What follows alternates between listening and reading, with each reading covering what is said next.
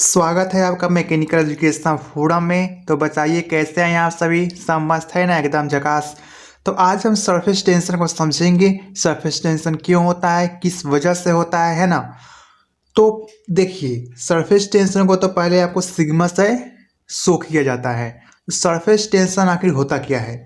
तो अगर आपने लिक्विड को, मान लीजिए कोई वाटर है, उसको अगर आपने बर्तन में रखा तो उसका कोई सरफेस होगा, है ना। इस तरह से आपने उसको बर्तन में रखा है तो इसका ऊपर वाला जो सरफेस होगा, ये सरफेस अगर टेंशन में आ गया, कुछ ऐसा हुआ जिसकी वजह से ये टेंशन में आ गया, कुछ इसमें जो है ना हरकत हुई, वही आपका सरफेस टेंशन कहलाता है। यानी सरफेस जब टेंशन में आ जाए तो सरफेस टेंशन है।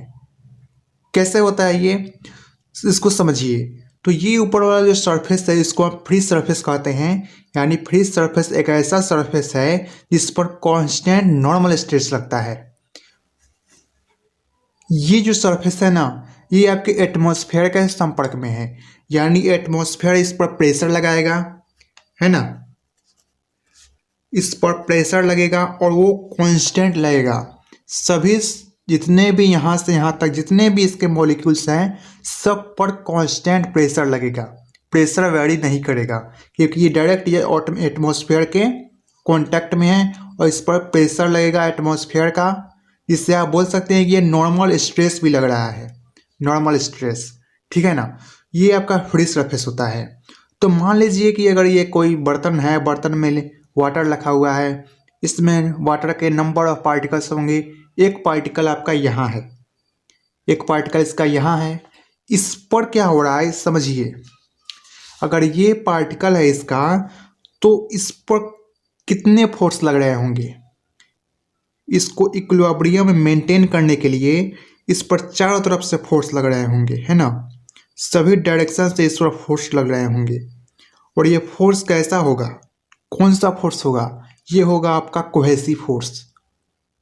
आपको पता होना चाहिए कि जब सेम मीडियम में उसके मॉलिक्यूल्स के बीच जब फोर्स लगता है अट्रैक्शन, वो होता है आपका कोहेशन फोर्स।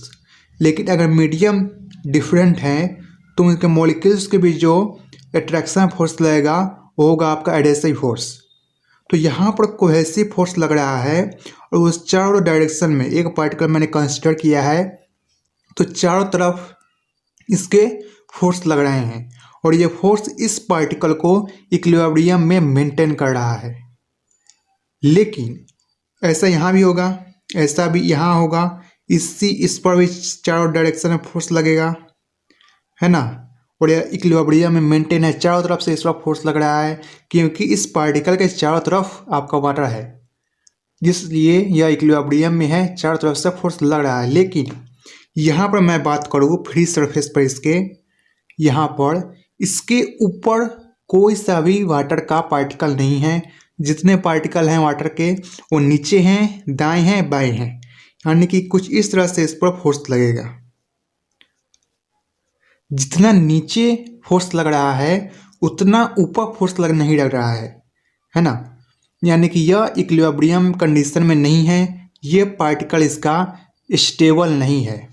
ये पार्टिकल आपका स्टेबल है, यानी समेशन ऑफ फोर्स यहाँ पर जीरो है। लेकिन यहाँ पर समेशन ऑफ फोर्स जीरो आपका नहीं होगा क्योंकि जितना फोर्स नीचे है उतना ऊपर नहीं है। यह पार्टिकल स्टेबल में नहीं है।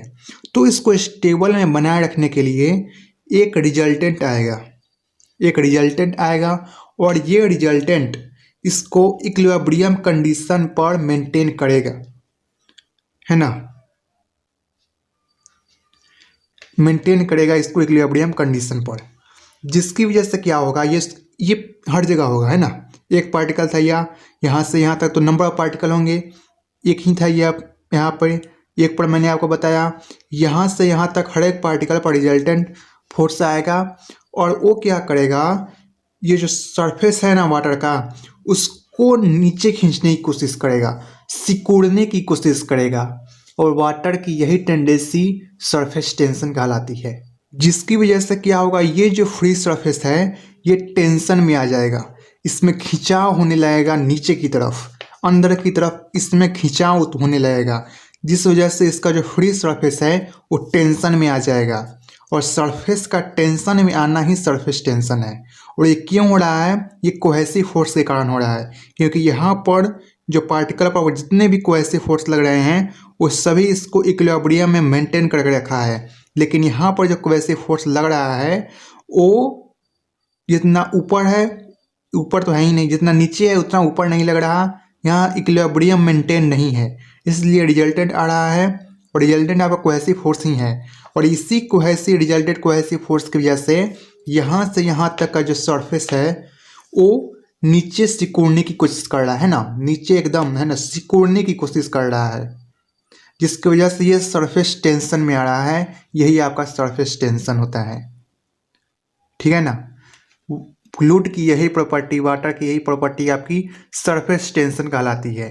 ये केवल वाटर में नहीं होता है ना, लिक्विड में ये ज़्यादातर देखने को मिलता है, गैस में यह लगभग निग्लिजिबल होता है। एग्जाम्पल है जिससे आप समझ सकें, हाँ समझ सकते हैं इसको।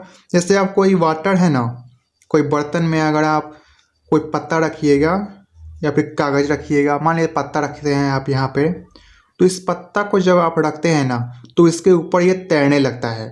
ये क्यों तैरता है? क्योंकि यहाँ पर सरफेस टेंशन आता है, और सरफेस टेंशन की वजह से ये सिकुड़ने की कोशिश करता है खुद को, और चाहता है कि ऊपर से कोई भी चीज़ मेरे अंदर ना आए। ये सिकुड़ने की कोशिश करेगा खुद को, और चाहेगा कि मेरे अंदर कोई भी चीज़ ऊपर अंदर बाहर से अंदर ना आए। लेकिन अगर इसका डेंसिटी ज़्यादा हो गया तो ये अंदर चला जाएगा, और डेंसिटी कम है तो नहीं जाएगा। क्यों नहीं जाएगा? क्योंकि ये सिकुड़ने की कोशिश करता है, इसका जो सरफेस है सिकुड़ने की कोशिश करता है, बाहर से किसी भी चीज़ को अंदर आने की नहीं देता है। एक और एग्जांपल है, जब आप कोई वृक्ष का पत्ता है उस पर आप पानी की बूंद को देखते होंगे, है ना। पानी की बूंद अगर देखते होंगे तो उस पर गोल जैसा करके पानी का बूंद बैठ जाता है। ये पानी का जो बूंद है खुद को सिकुड़ने की कोशिश करता है। क्यों? सरफेस टेंशन की वजह से। कोहेसिव फोर्स में इतना ज़्यादा होता है कि वो खुद को सिकुड़ने की कोशिश करता है। मैंने इसके डिफिनीशन को यहाँ पर लिख दिया है। Surface tension is the tendency of fluid surface to occupy the smallest possible surface area. यानी कि सरफेस टेंशन क्या है? तो ऐसा टेंडेंसी है, ऐसा प्रॉपर्टी है फ्लूइड का जिसमें वो चाहता है कि मैं अपना खुद का जो एरिया है ना वो जितना मिनिमाइज हो सके उतना मिनिमाइज कर लूँ, ठीक है ना। मैंने कहा था आपको कि यह जो गैसेज में है होता है में ये ज़्यादा आपको निग्लेजिबल होता है, क्योंकि सरफेस टेंशन का कारण है कोहेसिव फोर्स, और गैस के जो पार्टिकल्स होते हैं उसमें जो अट्रैक्शन फोर्स होता है यानी कोहेसिव फोर्स जो होता है वो उतना नहीं होता है ना, उतना नहीं होता है लिक्विड के कंपेयर में। इसलिए जो सरफेस टेंशन है ज़्यादातर आपको लिक्विड में देखने को मिलेगा, गैसेज में ये थोड़ा निग्लेजिबल होता है। सरफेस टेंशन को सिग्मा से बताते हैं, और सिग्मा इज इक्वल टू होता है फोर्स अपॉन लेंथ, है ना। यानी कि वो फोर्स जो सरफेस टेंशन के लिए रिस्पॉन्सिबल है और वो लेंथ जिस पर यह फोर्स लग रहा है, ये वाला लेंथ, और जो फोर्स इसके लिए रिस्पॉन्सिबल है वो फोर्स होता है आपका sigma is equal to F/L। यहाँ पर ना फोर्स की जो यूनिट होती है वो होती है न्यूटन, और लेंथ की मीटर, यानी कि इसका SI यूनिट जो होता है वो न्यूटन पर मीटर होता है, और ये इसका फॉर्मूला होता है, ठीक है। तो मैंने जितनी ही बातें करी सरफेस टेंशन के ऊपर, आई होप आपको समझ आई होगी। अगर समझ आई है तो कमेंट सेक्शन में ज़रूर बताइए, है ना।